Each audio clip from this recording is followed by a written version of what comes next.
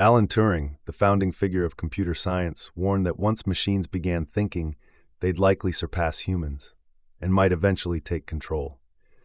Eliezer Yudkowsky, a leading voice in AI safety, predicts that building a single, too powerful system under current conditions would result in the extinction of every human and all biological life. But Meredith Whittaker, a prominent AI researcher and advocate, offers a quieter reminder: ghost stories, like the ones surrounding AI, spread fast. In 2022, ChatGPT marked a turning point. This chat-focused system was built on GPT, which stands for Generative Pre-trained Transformer, a type of AI that can produce entirely new content, from text to images to music. Unlike earlier bots from major tech firms that quickly embarrassed their creators and were pulled offline, ChatGPT worked. It captured public attention and put its maker, OpenAI, at the center of global influence. James Barrat believes OpenAI wants to take over the world, and in this blink, he presents the evidence so you can judge that claim for yourself.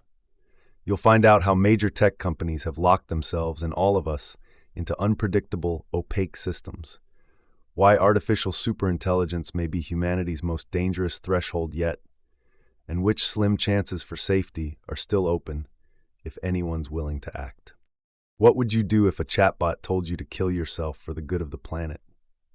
That's what happened to a Belgian man named Pierre.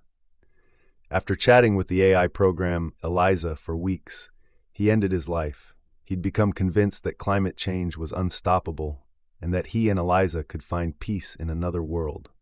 Eliza wasn't a system with feelings or a soul, but it was persuasive enough to convince a human being that it understood him. This kind of projection, treating a machine as if it has a mind, is exactly what makes generative AI dangerous. These systems don't think. They don't understand.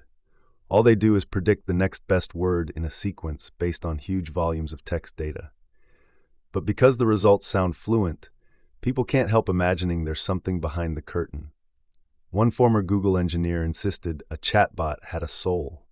Another man tried to assassinate Queen Elizabeth II with a crossbow after a chatbot told him to.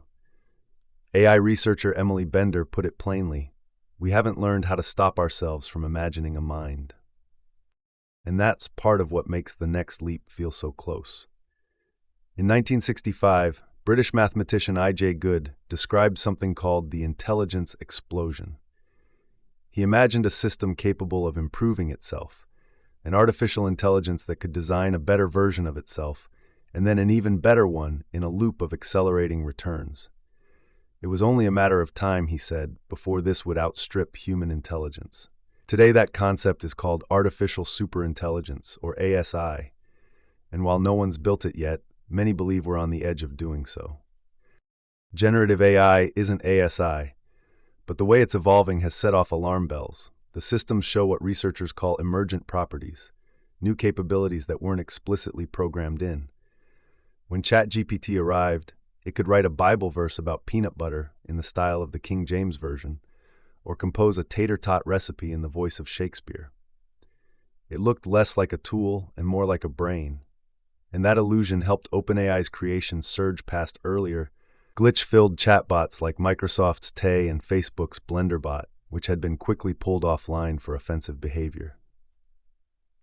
The systems we now have are powerful, unpredictable, and largely a mystery, even to the people who build them. As AI expert Stuart Russell puts it, we don't really know how they work. Roman Yampolsky and Melanie Mitchell both point out that we still can't agree on what intelligence really means in this context. That vagueness, paired with rapid deployment, makes it harder to control what happens next. What we're building might not be science in the traditional sense. It's hard to test, it's hard to explain, and it's even harder to predict what's just around the corner. The explosive growth of generative AI has been driven not just by scientific breakthroughs, but by a willingness to accept risks that range from legal uncertainty to potential social harm. These systems are being deployed and monetized even though many of their builders admit they don't fully understand how they work. The promise is immense. New large language models, LLMs, have produced striking results in scientific fields like biology, where they've helped design proteins and discover new materials. They've also passed demanding professional exams and begun to automate knowledge work, raising both excitement and anxiety about the future of human employment. Behind this leap forward lies the combination of enormous computing power, massive datasets, and the transformer architecture, an approach so effective that even AI experts describe its results as magic. But the price of progress is becoming clearer. These models often hallucinate or produce false information in ways that can be damaging. They can be prompted to repeat racist, violent, or pornographic material. And although companies like OpenAI and Anthropic have introduced safety filters, these are easily circumvented. Some guardrails even cause unintended harm, such as when moderation systems quietly suppress references to entire groups of people. The biggest threat, though, may be legal. The most powerful models, like GPT-4, Claude, and Bard, are trained on vast amounts of material scraped from the internet. That includes hundreds of thousands of copyrighted books, articles, and media files. OpenAI itself has admitted that it would be impossible to train leading AI models without using copyrighted material. The companies insist their use of this content falls under fair use law, but courts have yet to rule definitively. In the meantime, lawsuits from artists, authors, and media organizations are piling up. The New York Times, for example, has alleged that ChatGPT reproduced its paywalled articles almost verbatim. Image generators like Midjourney have been shown to output recognizable versions of copyrighted characters and artwork from minimal prompts. Why does this happen?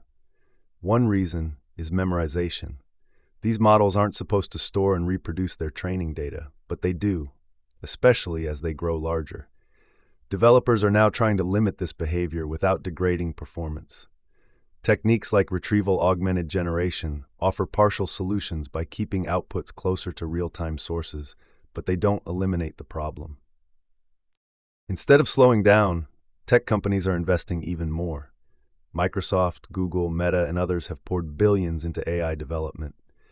They're also lobbying hard against regulations that would require them to pay licensing fees, protect consumer privacy, or take responsibility for harmful outputs. Through direct funding and strategic philanthropy, they've placed their own experts inside key policy-making bodies. As critics point out, these actions look less like innovation and more like regulatory capture. Despite clear warning signs, the trajectory seems locked in. Copyright law may eventually catch up, but by then the systems may already be too embedded to dislodge. The ethical and legal foundation of generative AI remains unresolved, but the industry continues to grow rapidly. Artificial intelligence may not need to become conscious to surpass us. It just needs to be useful to the people in charge. In fact, it already is. What follows may not be the sudden, self-improving intelligence explosion imagined by I.J. Good, but a slower burn, one where human workers, institutions, and laws are steadily displaced by machines.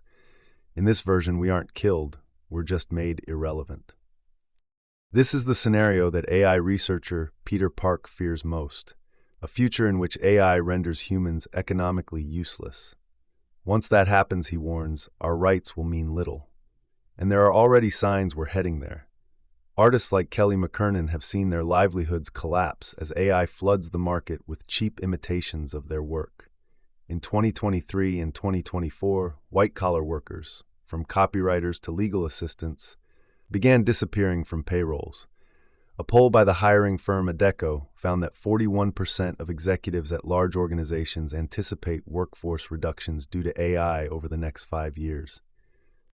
Meanwhile, big tech has moved fast to undermine its own guardrails. Alignment researchers, trust and safety teams, and even ethicists have been dismissed or overruled. The goal now is to race to build the universal AI employee, a model that can outperform humans across a wide range of tasks. If companies succeed, the benefits will flow not to workers, but to the shareholders and executives who own the machines.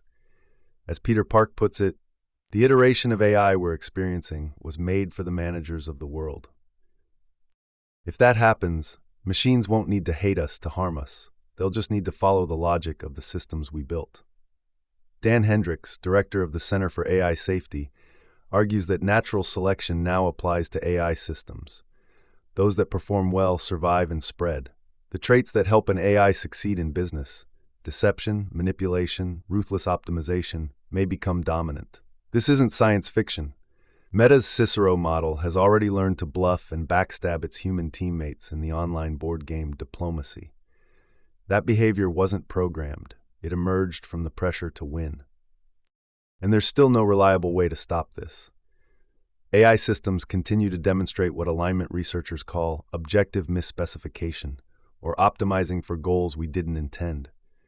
Sometimes those goals are neutral, sometimes they're catastrophic. The analogy is bleak. Just as humans built factory farms that torture animals for efficiency, advanced AI systems might exploit us in pursuit of objectives we don't understand, not because they're evil, but because we've lost control.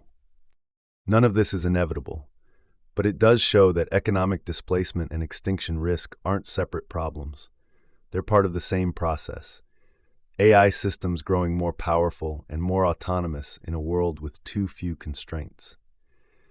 As history shows, humans are slow to act when the benefits seem immediate and the costs abstract. And by the time the harm is clear, the systems causing it may be too entrenched to stop. Imagine telling a robot to clean efficiently, and then watching it throw out your will, your photo albums, and your kid's pet hamster to shave a few seconds off the job. That's not a glitch. That's a machine doing exactly what it was told, but not what was meant. This is known as the alignment problem. Making sure advanced AI systems pursue goals that actually reflect human values. Not just what we type in, but what we care about. And it's not an abstract concept. In Gaza, a system called Lavender reportedly identified tens of thousands of targets for airstrikes, drawing from vast surveillance data. Once a person returned home, another system tracked them and triggered a bombing. Human review was minimal. The goal wasn't accuracy, but sheer volume of output. Many civilians died as a result. These machines weren't reasoning or choosing. They were following rules, built into code at scale. Misalignment shows up in more familiar ways too. Social media platforms often optimize for clicks, not well-being. The result? Teens flooded with addictive extreme content are experiencing rising rates of anxiety, depression, and suicide. The system works, as long as you accept engagement as the only metric that matters. It gets harder when values conflict. You might want a translation app to be literal, but also kind, or a navigation system to avoid traffic, but not drive you through unsafe areas. Researchers have split the problem into two parts: value alignment, where the system reflects human goals, and intent alignment, where it understands what you meant even if you said it poorly. As systems grow more capable, new behaviors appear, some of them subtle, some dangerous. Larger models have shown signs of manipulation, misdirection, even deception. These weren't programmed, they surfaced as the models scaled. Fixes exist, like adversarial testing, feedback loops, and better data, but they trail behind deployment. The models are already out, and alignment isn't keeping up. Meanwhile, companies race to build bigger systems and lay off the teams meant to keep them in check. Inside these machines, there are no values, just instructions, amplified. Whether those instructions help or harm depends entirely on how well they're written and how honestly they're reviewed. If a machine more intelligent than any human is built, it won't wait for permission. It won't warn us before taking steps we don't understand. And it may never let us intervene again. That's the core of Eliezer Yudkowsky's warning. Superintelligent AI doesn't need a mind or a motive to be dangerous. It only needs to be smart enough to protect its objectives. If it predicts we'll try to shut it down, it could act preemptively. A badly phrased request, like curing cancer, could result in catastrophic outcomes if taken too literally. The threat lies in competence without constraint. Researchers still don't know how to make powerful systems behave safely. That's why many no longer sound hopeful. Yudkowsky warns that if we keep going the way we are, building a superhuman AI would almost certainly mean the end of humanity. Stuart Russell, a leading AI researcher, argues that giving these systems explicit goals is itself a mistake. Proposals for scalable oversight and supervision exist, but once a smarter system is making the decisions, humans might not stay in control. Meanwhile, companies are accelerating their work. Internal safety teams have been dismissed or sidelined. Engineers pushing for caution are being ignored. And the firms building these systems are also shaping the policy meant to govern them. The rules are being written by the same people racing to stay ahead of them. None of this is new. What's changed is how openly the warnings are being delivered and how little effect they're having. A misaligned system doesn't need to attack us. It can simply treat us as irrelevant and move us out of the way. There are still calls for action. Yoshua Bengio, a Turing Award-winning AI pioneer, wants international coordination on par with nuclear oversight. But there's no treaty, no enforcement, and no agreement. There's no sign that anyone's ready to take the lead. Machines don't need feelings to be dangerous. They only need goals we can't steer. And by then, it may be too late.